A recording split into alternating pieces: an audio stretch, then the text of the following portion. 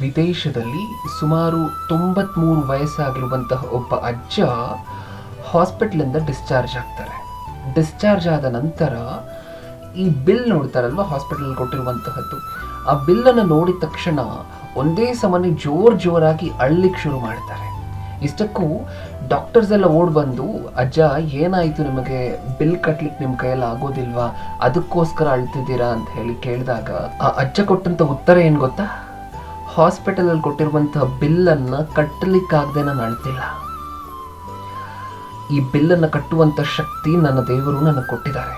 ನಾನು ಈ ಬಿಲ್ಲನ್ನು ಕಟ್ಟಬಲ್ಲೆ.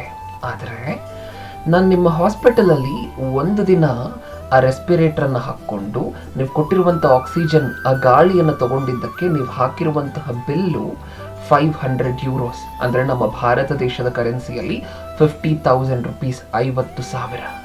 ಆದರೆ ನನ್ನ ದೇವರು ತಾಯಿ ಗರ್ಭದಿಂದ ಹಿಡಿದು ಈಗಿನವರೆಗೂ ಈ 93 ವರ್ಷ ನನಗೆ ಗಾಳಿ ಕೊಡ್ತಾನೇ ಬರ್ತಿದ್ದಾರೆ.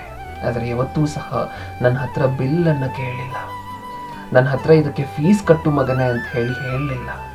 ಒಂದು ವೇಳೆ ದೇವರು ನಾನು ಉಸಿರಾಡಿರುವಂತಹ ಗಾಳಿಗೆ ಬಿಲ್ಲನ್ನು ಕಳಿಸಿದ್ರೆ ನನ್ನ ಕೈಯಲ್ಲಿ ಕಟ್ಟಲಿಕ್ಕಾಗತ್ತಾ? ನಾನು ಎಷ್ಟು ಕಟ್ಟಬೇಕಾಗಿ ಬರಬಹುದು? ಈ ವಿಚಾರವನ್ನು ನೆನೆಸ್ಕೊಂಡು ಈ ವಿಚಾರದ ಬಗ್ಗೆ ನಾನು ಯಾವತ್ತೂ ಸಹ ದೇವರಿಗೆ ಕೃತಜ್ಞತೆ ಸಲ್ಲಿಸಿಲ್ಲ ಅಂತ ಹೇಳಿ ಆ ಅಜ್ಜ ಬಾಧೆ ಪಟ್ಟು ಕಣ್ಣೀರು ಹಾಕ್ತಾರೆ ಡಾಕ್ಟರ್ಗಳ ಮುಂದೆ. ಇದನ್ನು ಕೇಳಿದಂತಹ ಪ್ರತಿಯೊಬ್ಬೊಬ್ಬ ಡಾಕ್ಟರ್ಗಳ ಕಣ್ಣಲ್ಲೂ ಸಹ ಕಣ್ಣೀರು ಬರುತ್ತೆ. ಗೊತ್ತಾ, ಭಕ್ತರು ಅಂದರೆ ಇವರು. ಮನುಷ್ಯರು ಕೊಟ್ಟಿರುವಂತಹ ಬಿಲ್ಲನ್ನು ನೋಡಿ ದೇವರ ಕೃಪೆಯನ್ನ, ದೇವರ ಸಹಾಯವನ್ನು ಗುರುತಿಸ್ತಾರಲ್ವ, ಇವರು ಭಕ್ತರು ಅಂತ ಹೇಳ್ತಾರೆ. ನಮ್ಮ ಜೀವನದಲ್ಲಿ ಯಾವತ್ತಾದರೂ ದೇವರನ್ನ ಈ ಥರ ನೆನೆಸ್ಕೊಂಡಿದ್ದೀವ? ನಮ್ಮ ಜೀವನದುದ್ದಕ್ಕೂ ನೀನು ಅದು ಕೊಟ್ಟಿಲ್ಲ, ಇದು ಕೊಟ್ಟಿಲ್ಲ, ನನ್ನ ಜೀವನದಲ್ಲಿ ಇದು ಮಾಡಿಲ್ಲ, ಅದು ಮಾಡಿಲ್ಲ ಅನ್ನುವಂತಹ ಕಂಪ್ಲೇಂಟ್ಗಳೇ ಬಿಟ್ಟರೆ ದೇವರ ಮೇಲೆ, ಯಾವತ್ತಾದರೂ ತಂದೆ ನೀವು ಗಾಳಿಯನ್ನು ನನಗೆ ಫ್ರೀಯಾಗಿ ಕೊಟ್ಟಿದ್ದೀರಾ ಅಲ್ವಾ, ಅದಕ್ಕೋಸ್ಕರ ನಿಮ್ಮ ಕೃತಜ್ಞತೆಗಳು ಅಂತ ಹೇಳಿದ್ದೀವ?